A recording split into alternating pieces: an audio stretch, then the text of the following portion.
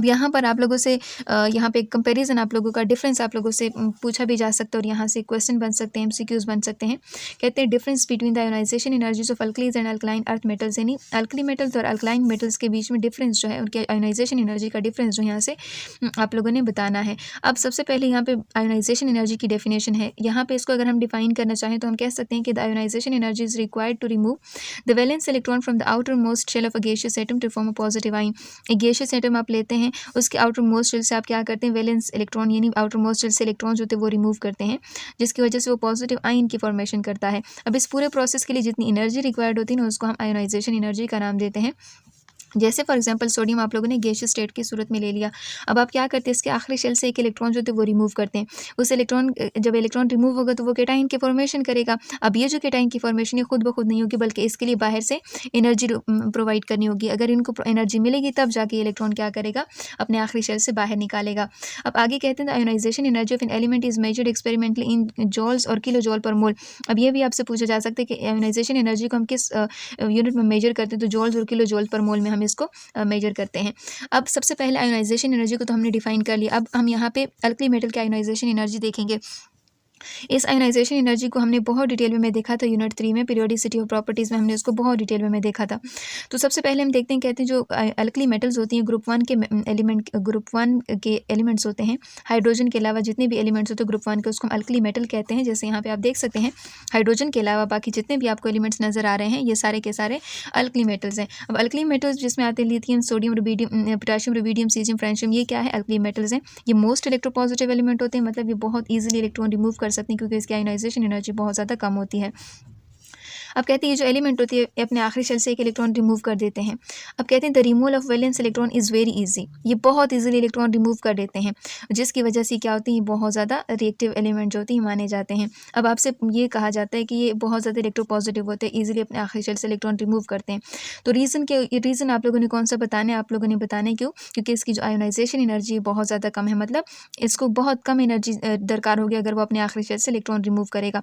थोड़ी सी एनर्जी भी इसको मिलेगी ना तो ये अपने आखिरी शेल से इलेक्ट्रॉन क्या कर लेते हैं, रिमूव कर लेता है। जैसे सोडियम की बात करते हैं तो सोडियम अपने आखिरी शेल से एक इलेक्ट्रॉन रिमूव करता है, तो उसके लिए कितनी अमाउंट ऑफ एनर्जी रिक्वायर्ड होगी, कितनी अमाउंट ऑफ एनर्जी एब्जॉर्ब करेगा, ये 496 किलो जॉल पर मोल एनर्जी जो है ये एब्जॉर्ब करेगा। अब आगे कहते हैं इन alkali metals lithium is at the top of the group. Alkali metals में आप देखते हैं लिथियम जो है बिल्कुल टॉप के ऊपर मौजूद है, क्योंकि हाइड्रोजन तो इसका हिस्सा नहीं है, वो तो सिर्फ उसके इलेक्ट्रॉनिक कन्फिगरेशन की सिमिलरिटी की वजह से यहाँ पे उन्होंने रखा हुआ है कि सबके आखिरी शेल के अंदर एक इलेक्ट्रॉन है और हाइड्रोजन के आखिरी शेल के अंदर भी एक इलेक्ट्रॉन है, तो इसी वजह से इसको यहाँ पे रखा है, वरना हाइड्रोजन की उनके साथ कोई सिमिलरिटी नहीं है। तो जो सबसे पहला मेंबर है वो इनका क्या है, वो लिथियम है। अब लिथियम जो है इसकी कहते हैं इसकी आयोनाइजेशन एनर्जी बहुत ज़्यादा होती है as compare to the rest of the member, यानी बाकी जो एलिमेंट्स हैं उनके मुकाबले में इसकी आयोनाइजेशन एनर्जी बहुत ज़्यादा होती हैं। इसके साथ साथ इसका साइज़ भी बहुत ज़्यादा स्मॉल होता है, इसका साइज़ बहुत छोटा होता है। अगर आप इसका साइज़ वैसे बनाएंगे ना तो पहले शेल के अंदर इसके 2 इलेक्ट्रॉन होंगे, शेल के अंदर सिर्फ 1 इलेक्ट्रॉन होता है, यानी इसके पास सिर्फ 2 शेल्स होते हैं। अब यहाँ पे कहते हैं कि इनके पास सिर्फ 2 इलेक्ट्रॉनिक शेल्स होते हैं। The distance between the nucleus and the valence shell is very small. अब देखें न्यूक्लियस, जैसे ये इनका न्यूक्लियस है, ठीक है, न्यूक्लियस और उनके आखिरी शेल के दरमियान जो फासले बहुत ज़्यादा कम होते हैं, जिसकी वजह से न्यूक्लियस का होल्ड अपने आखिरी शेल के इलेक्ट्रॉन के ऊपर बहुत ज़्यादा होता है। अच्छा, यहाँ पे कहते हैं so it the removal of electron is very difficult and has higher ionization energy. अब चूँकि इसका साइज़ बहुत ज़्यादा छोटा होता है, न्यूक्लियस का होल्ड उसके ऊपर बहुत ज़्यादा होता है, तो उसको उसके आखिरी शेल से इलेक्ट्रॉन रिमूव करने के लिए बहुत ज़्यादा एनर्जी, आयोनाइजेशन एनर्जी रिक्वायर होगी।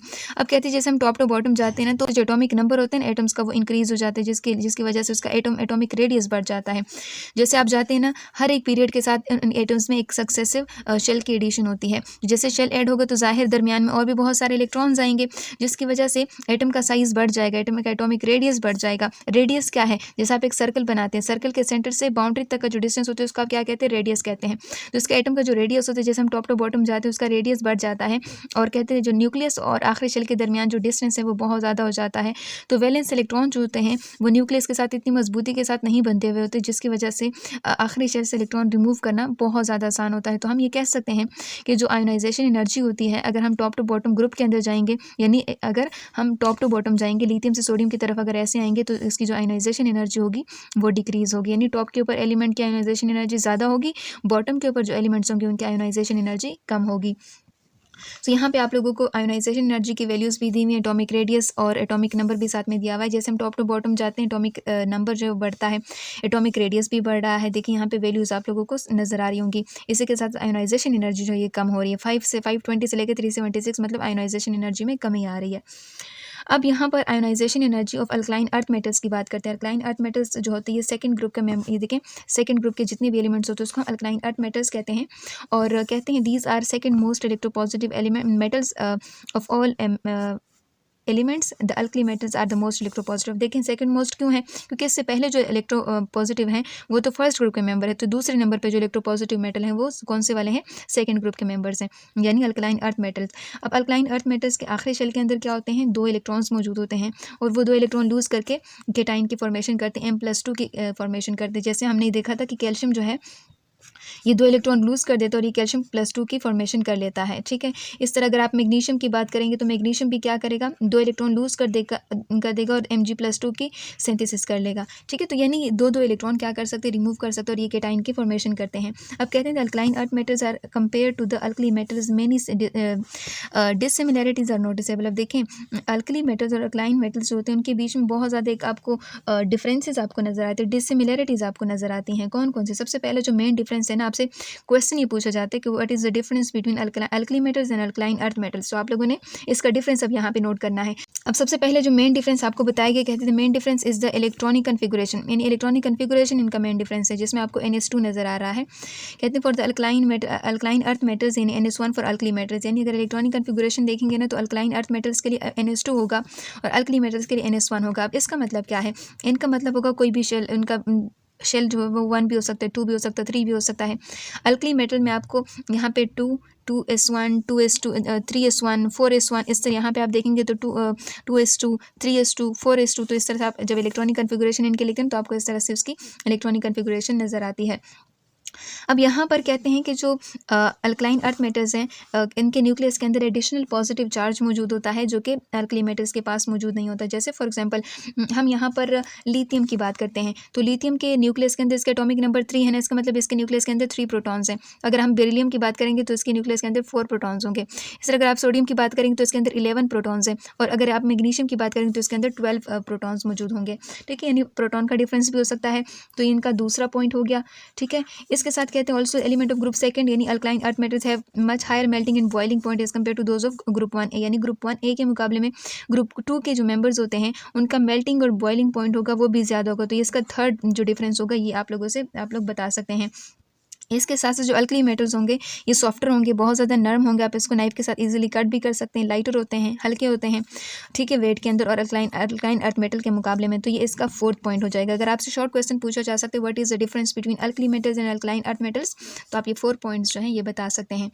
इसके बाद कहते हैं the second valence electron is very important with the chemical properties of alkaline earth metals and alkali metals are compared. अब देखें जो सेकंड वैलेंस इलेक्ट्रॉन है इस अल्कली मेटल्स के पास ना फर्स्ट वैलेंस इलेक्ट्रॉन मौजूद होता है, लेकिन जो सेकंड वैलेंस इलेक्ट्रॉन होता है वो इन दोनों के बीच में डिफरेंस बता सकता है। यानी जो अल्कली मेटल होते हैं उसके अंदर एस सब शेल के अंदर NS1 होता है और जो अगर आप अल्कलाइन अर्थ मेटल्स की बात करते हैं तो उसके अंदर NS2 होगा। तो इसमें जो दूसरा इलेक्ट्रॉन होगा ना ये इसकी केमिकल प्रॉपर्टीज़ में इनकी हेल्प करेगा। अब कहते हैं the second valence electron is in the same sublevel as the first electron valence electron. देखें जब अगर आप यहाँ पे वैलेंस शेल की बात करते हैं तो वैलेंस शेल के अंदर जो सब शेल है ना वो भी देखिए दोनों का सेम है, यानी एक के अंदर NS1 और यहाँ पे NS2, तो जो दूसरा इलेक्ट्रॉन है वो उसी सब शेल के अंदर उसी वहीं पे मौजूद है।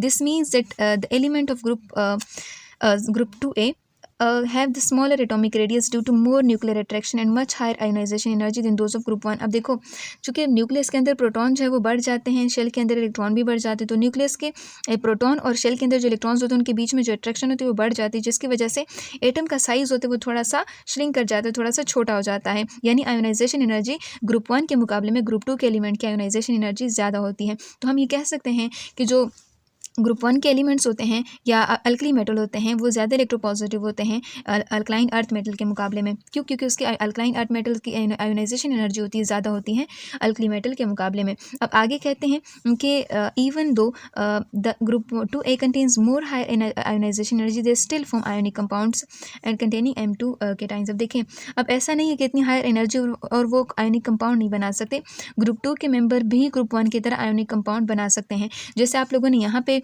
हम सोडियम की बात करते हैं, सोडियम फर्स्ट ग्रुप का मेंबर है ना, तो जब ये हेलोजन के साथ फॉर एग्जांपल कंबाइन होगा, नॉन मेटल के साथ कंबाइन होगा, ठीक है, तो ये क्या करेगा, ये मतलब आयोनिक कंपाउंड बनाएगा और ionic compound NaCl sodium chloride बनाएगा।